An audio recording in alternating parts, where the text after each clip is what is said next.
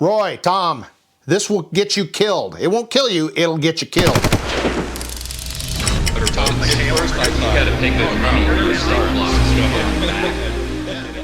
This is a FN PS90. PS90. Yeah. And this is a Smith & Wesson M&P 5.7. 5.7, yeah. Dun, dun, dun. Well, hey, everybody, before we get into that, we are the Gun Cranks. I'm Guns Magazine editor Brent Wheat, along with American Handgunner editor Tom McHale and our special assignments editor, Roy Huntington. Hello, gentlemen. Are we going to be controversial today? Possibly. I don't see any gentlemen anywhere here. Exactly. Yeah. Well, that was a good catch, Tom, that we do have an audio podcast, and folks would be screaming at their listening device going, we can't see what you're holding up. I held up the FNPS 90. Tom had the 5.7. We're going to talk about the 5.7 round because wouldn't you guys agree it's like the new hottest, darling, coolest, all the cool kids carry kind of gun, and I don't think it's all that and a slice of bread. You know, it's not new, and it's not that cool. Yeah. I mean, it's been around forever. I don't know, what, 40 years or something? And guess what? I've had a 22 Magnum for more than 40 years. You've had socks for more than 40 years, so... That's true. Yeah, I have them on today.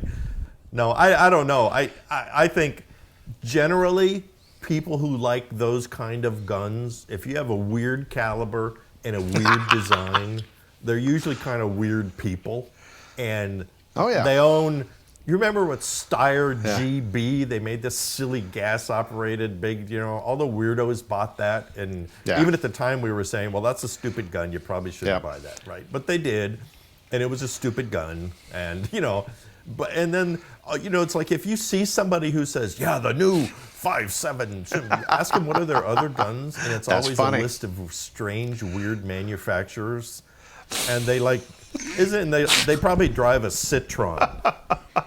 I will agree with one thing you said, and that is you said something to the effect of people who like the 5.7 are weird, and I will absolutely agree with that because I like the 5.7. Of course. I do. I got this Smith & Wesson M&P 5.7, and you know what? It is great fun, and it is a cool design. Also, now we can talk about ballistics and is it the ultimate defense Yeti stopper? That's a separate discussion. Yeah. But I will contend, one, I am weird, and two, they are great fun. Well, I was going to say, argue with that. Doing my research for this episode, because I'll freely admit I've got this, but I've not even shot it, so I'm not really an expert on this, but. First of all, if you don't know, the 5.7 by 28, about 40 grains pretty average. They go down to like 16 grain or 28 grain. You're talking 1,900 feet per second for the 40 grainer. If you're shooting it out of a 10-inch barrel or even a 16-inch barrel on a carbine, you can get that baby up to like 2,600 feet per second. So it's zipping along. But if you look online, a lot of the cool kid influencery type people really think this is the new man stopper. And as Roy said, it's been around for a long time, but it's now been accepted as a NATO standard, but they're not changing anything over to it. But it's really gotten popular in the United States. And of the incidents involving actually shooting live targets, it's not been super effective. So I consider it a special purpose round. And I will agree with Tom, mark your calendar, the few I've shot, they are fun. I mean, it's a fun gun. There's limited recoil. They really zip out of there. They got a real flat trajectory. The thing I don't like about the pistols is the grip is very long, and I've got some pretty good sized meat hooks. Yep. But people never consider that when they're talking about it's a big gun. Any of the 5.7s, and I'm trying to think. Ruger makes one. Smith, FN. if you're going to carry it, you're carrying a full-size pistol with a really long grip. So aside from the... Yeah, they're skinny. They're Yeah, skinny, they're but skinny. you're right. They are front to back. It is Yeah. extended grip. You can see it visibly, the difference. Yeah. Oh, I was just going to say, so the downrange ballistics, the terminal ballistics, probably, and I wrote some of this down, probably the most well-known shooting involving a 5.7 was the 2009 Fort Hood, when that terrorist member of the military ended up, he shot 13, or I'm sorry, he killed 13 people. He wounded 32. So... draw your own inference. I mean, you can't say, he center punched this guy and he didn't center punch this guy. There are a couple of stops that are documented. This round does break bones. You put it in somebody's femur, the femur's shattered, the arm's shattered, those kind of things. But center mass shots haven't been exceptionally rapid in their stop. So again, the whole... Yeah. Everyone always touts that as the proof that this is a deadly weapon. Well, you know what? Had he had a 15-round 9mm pistol, he probably would have killed more people, And I've shot gel with the 5.7, and it's less than inspiring, if you ask me. I mean, it goes in, and Brent, you said it'll break a bone. Well, guess what? If I shot you in the thigh with my 22 Magnum, it probably would break the bone. And... and the other side of the coin here is it fun? Yes. I love the way those guns, they don't have any recoil or anything. I will say the original FN pistol, it shoots patterns rather than groups. I don't know if you've ever shot one, but I had one here and I couldn't get any better than about 4.5 to 5 inches at 25 yards. And everyone said, well, the military ammo shoots better. And I said, well, that's really nice, but we're not allowed to have military ammo. So you have to buy consumer over-the-counter ammo, which shot terribly. I don't know if they've improved that or not. But here's the other thing for me is that everyone always wants to look at a panacea. It's like, this is the ultimate man-stopping cartridge. No, it's not, right? And the other side of the coin is 22 TCM, from Armscore, Rock Island. Guess what? 40-grain bullet, 2,600 feet per second out of a rifle, 2,000 feet per second out of a 5-inch 1911. And ammunition is, you ready for it? Cheapskate. Half the price. I know, it's like, well, if you really think that this 5.7, idea is so effective, well, then you should be open-minded to these other things. But people say, oh no, 22 TCM, oh no. I found out that the 22 TCM case capacity is actually bigger than the 5.7 case capacity. And the hand loaders are really getting some velocities and experimenting with heavier bullets. Both of you guys indirectly hit on the core issue here. Brent was talking about the velocity out of that, the carbine and rifle he held up, and Roy, you were talking about the 22 TCM pistol velocity. The misunderstood thing with something like the Smith & Wesson 5.7 is we're looking at 5.7 velocities, for a 40 grain and some 35 grain bullet in the 1600 range, which is very fast, and nobody wants to get shot by one. But you're not hitting that. Oh, I hate to use this word, but I'll say magic 2,000 foot, because at 2,000 feet per second, things start to get. You're not just dealing with a hole. Right, you're dealing with permanent wound cavities instead of temporary and stuff like that. You get into that realm. So you're not getting there with the 5.7, which kind of comes back to my point. It's a lot of fun. Yeah, I'm not sure I'd want to carry one and rely on that, and that was all I had. It's just a lot of fun. Now, on the other hand, though, our cohort, Eric Gilhouse, the American Cop editor, he's all about the 5.7. I mean, he's carrying it. He's got it on his nightstand. He's got it in his patrol car. He wants to equip all the law enforcement agencies in the country with that round. He's a big fan. Eric, I'm sorry. Now, I'm only saying that because he's not here to he's not here to defend himself. Wait, remember, people also bought the 45 Gap.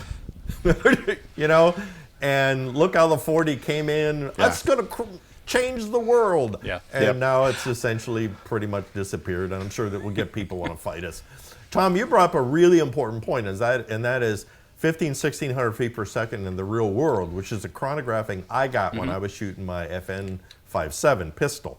I chronographed, before this show, I chronographed 22 TCM out of a 5-inch 1911, and I got an honest, it was, average was about 2065, you know. But even if it was 1600 feet per second, I have 40 grain 22 Magnum rounds that will go more than 2,000 feet per second out of a rifle and will often chase 1,400 or so out of a revolver.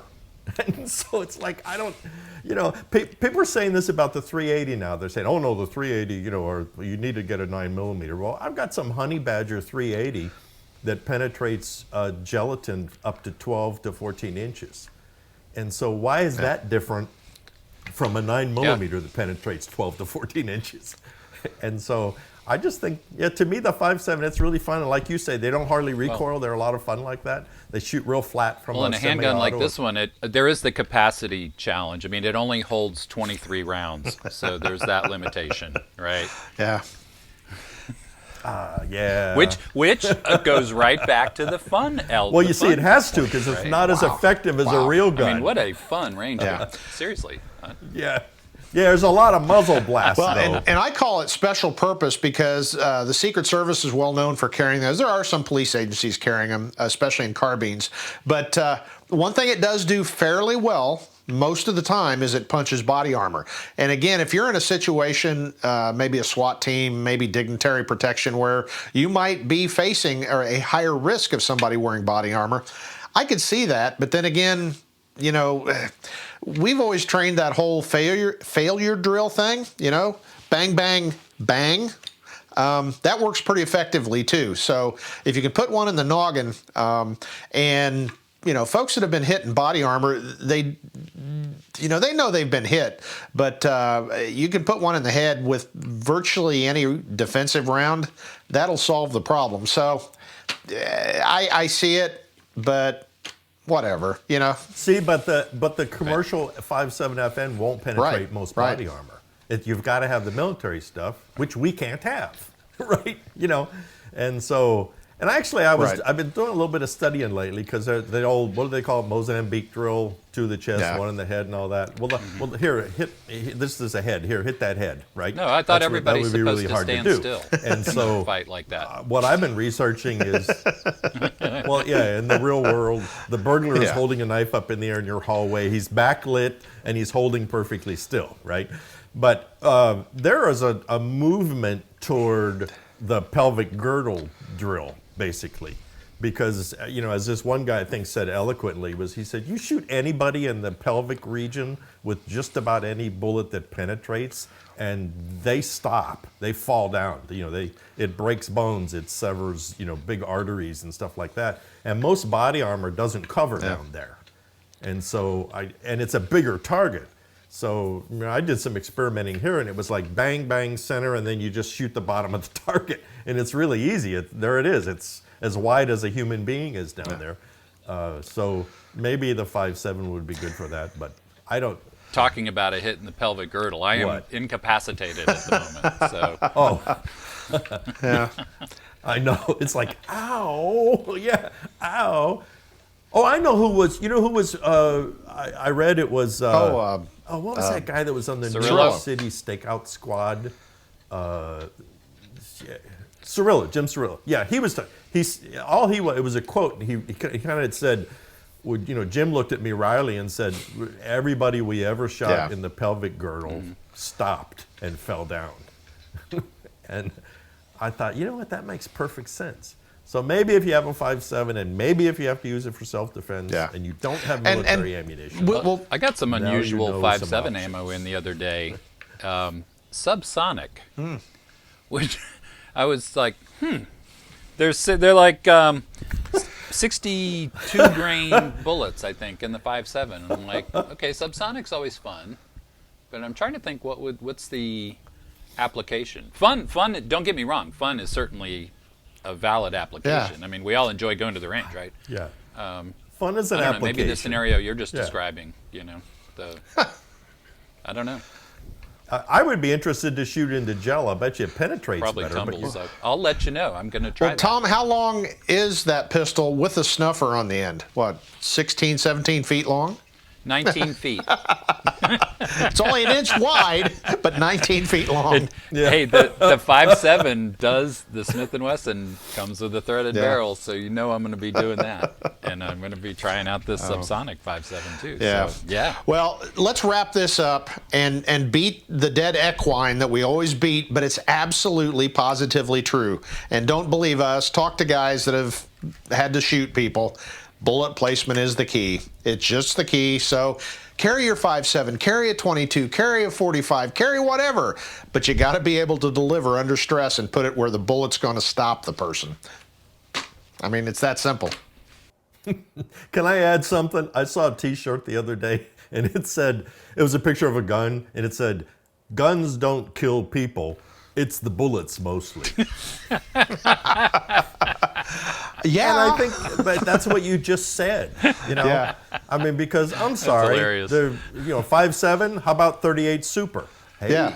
you know, I mean, what's wrong with that? And you know, in modern 9mm hyper, I just got Right. Black Hills Honey Badger Yes. ammo. You know, We their talked fluted about that. solid copper ammo in Yep. 10mm. We're going to be covering that, And- Gunner. Yeah, and Jeff Hoffman told me Yeah. that it'll penetrate 24 inches in gel. And he said, you Yeah. know, this is the thing you really That's really good. Yeah, can that's a use perfect. it to have. I mean, that's how have a bear they gun, developed. It's you know, for and that, stuff like for that, so. outdoor critter, you know. And I've got to get a defense. shameless plug. Last Yeah. week's episode of the Guns Magazine podcast, Tom and I talked about that very thing. Yeah. So, and so if you don't want to carry your Red Hawk, Black Hawk, or whatever, a semi-auto pistol, you know, carrying 10, 12 of those, you got a lot of stop it, Mr. Bear, in your hand. Please stop. Well, see, and that's, you know what, unlike rounds like the 5.7 or something, which, yeah, they kind of stop sometimes, and then sometimes they don't work, and, you know, and ammo's really expensive and whatnot. Well, if you have a 10mm like that and you Yeah. shoot something with it, you've just solved whatever problem you had. And it's not like maybe or if, and if it's, you know, yeah, it's like period. Yeah. So why dance around with this other kind of borderline iffy stuff? You know, can you defend yourself with a 22? Yes. You know, can you defend yourself Well, with you a know baseball whose bat? fault this is, Sure. Roy. You know, but none of that is reliable. The gun media. That's just my opinion. The gun media. Yeah. The newest man stopper. Oh, I thought you were No, pointing to it's yourself. true. I thought you were taking It's true. Yeah. personal Yeah, responsibility. I've got broad shoulders. It's my fault. Full responsibility. Yeah. Well, I think though the thing though is that if Tom McHale writes about the new 10mm in American Handgunner magazine, let's say, I know that he is not going to say this is a panacea to everything. He's going to be truthful. He's going to talk about it, what the performance was. He'll tell all of information stuff. It's when the people get that information, it's what they do with it, how they process it, you know. And that's why if you read a 5.7 article and then people say, "Oh my God, it's carried by And special Eric Delhouse. forces the world over," Ow. you know. Yeah, Tom, 'cause Tom, they're that's special going to leave a mark. That is Eric going to leave a Delhouse, mark. it does. But All you know right, what? I'm with He you. gives it We've- out Well, just that's as true. well. So We've- I fully expect I'll be on the receiving end of some healthy abuse. Yeah. And that's okay. Take Well, it's been a great discussion. The 5.7, carry it, don't carry it, whatever. It probably won't get you killed, right. or maybe it will, but that's your mileage may vary, as they often say. So don't forget to check out AmericanHandgunner.com, AmericanCop.com, all of our special interest publications, and anything I'm forgetting there, Tom? No, you're good to go. We'll keep it short, sweet, and we will end this latest episode of The Gun Cranks. We will see you guys next time.